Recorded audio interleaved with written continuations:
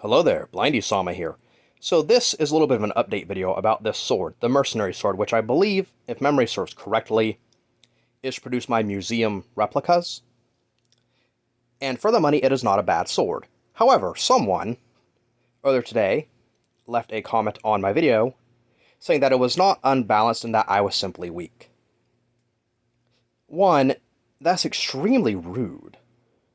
Don't go on someone's YouTube channel and just insult them.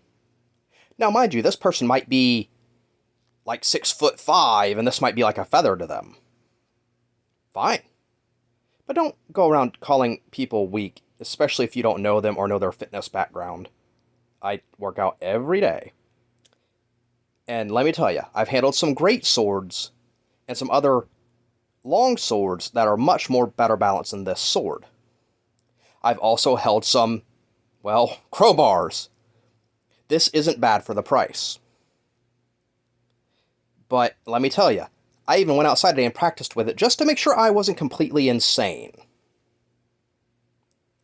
And it isn't terrible, but it is definitely still a little overbuilt and a little unbalanced. But again, I've handled way worse, and I actually own a couple others in my collection that are worse than this, that are comparable in size, that are meant to be usable swords. So, aesthetically, I love this sword. But, again, it's not the most elegant sword to use. I can use it one-handed or two-handed. And it's still kind of balance-wise. But it's not impossible. Another complaint I do have about this sword, although it isn't bad for the price range, although these days there are other swords in the same price range, and even some that are less expensive, that I would pick over this sword. But that's also my personal preference, and some of them are not as aesthetically pleasing as this sword. The complaint I have about this sword is, when the blade gets dull, it can be quite a pain to get a good edge back on it. I don't know if that is because the factory grind of the blade is a more obtuse angle. I don't know if that's just because it's a softer carbon steel. It could be because maybe I'm not the most fantastic at sharpening certain swords, although some of my swords have stayed razor sharp and they take very little maintenance and I use the crap out of them. So I don't know what's this one's problem. And honestly, for how much it weighs, compared to some other swords, which isn't drastic, but when it comes to swords, it's, a little bit goes a long way, it should be cutting like a beast.